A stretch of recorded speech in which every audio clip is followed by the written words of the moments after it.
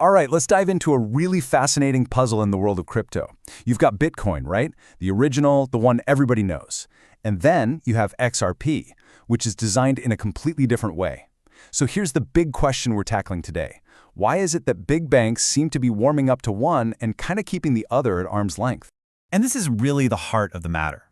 If you've ever sent a Bitcoin transaction, you know it can take a little while. XRP, on the other hand, is built to be incredibly fast. But here's the thing. This isn't just about technology. It's actually a difference in philosophy. And to really get why, we've got to first take a quick look at the old system they're both trying to fix.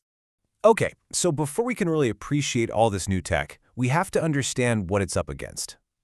Think about sending money to another country right now, using a traditional bank. The process, honestly, hasn't changed all that much in decades. And the way our source material describes this old system, well, it's an analogy that I think just perfectly captures that feeling of waiting for an international wire transfer to finally show up. Yup, there it is. Moving money the old way is literally like sending a physical letter. It has to get passed through all these different sorting centers, or in the financial world, different banks, and every single stop along the way adds more time and, you guessed it, more fees. The money eventually gets there, sure, but it is anything but instant. So that whole snail mail system is exactly what digital currencies were meant to fix. They were designed to be instant, to be global. But, and this is a big but, not all digital coins are created equal. And that brings us to this tale of two very, very different approaches. So to really contrast with that old sending a letter idea, the source gives us a much more modern and frankly a much more exciting metaphor for how XRP is designed to move money around. A super fast highway. I mean, that just nails it, doesn't it?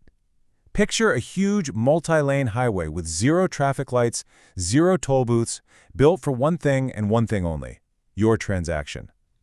The money doesn't have to hop from bank to bank. It just zooms straight to its destination in seconds. It's all about pure, raw efficiency. So you've got a letter versus a superhighway. A slow, kind of clunky process versus a lightning-fast one. What is the fundamental difference in their design that creates such a massive gap?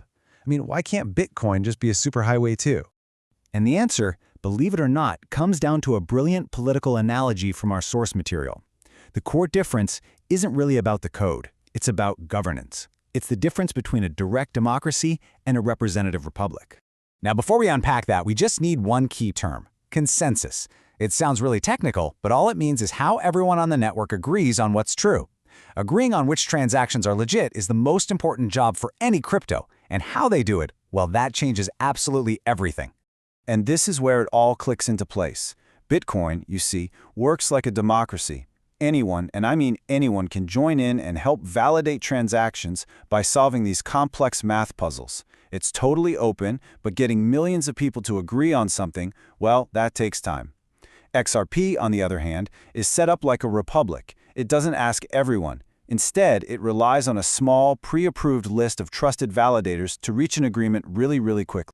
And this table just lays out the trade-off perfectly, right?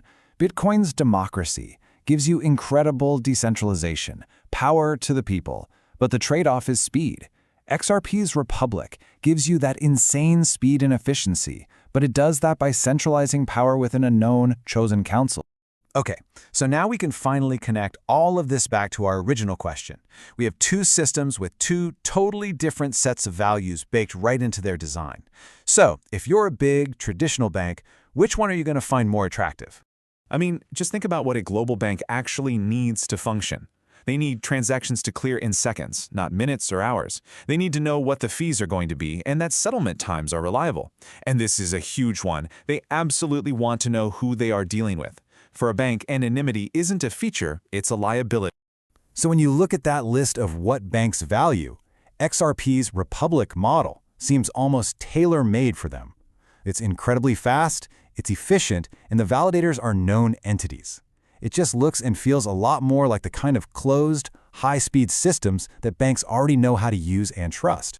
And that's the real irony here. Bitcoin's greatest strength, its open, decentralized, anyone can join democracy, is what can look like a weakness from a bank's perspective. Who are all these anonymous people validating transactions? Why does the speed fluctuate? For an institution that's built on managing risk, that level of unpredictability is a really big hurdle. And that leaves us with the big, final question. Because this isn't just about two different technologies, is it? It's about two competing visions for the entire future of money. Are we going to choose the path of open, decentralized security, even if it's a bit more deliberate? Or will we opt for a future of controlled, centralized efficiency? The direction that global finance ultimately decides to go? Well, that's going to tell us everything about what it truly values. Hey y'all, I hope this helped you understand this stuff a little better. Let me know in the comments, and let me know if there is a topic you are curious about. Maybe I can help. You can also check out these two videos. Hope they help you. Make sure to like, subscribe, and hype this video. Always appreciate y'all, and thanks for stopping by the Stoop. God bless always.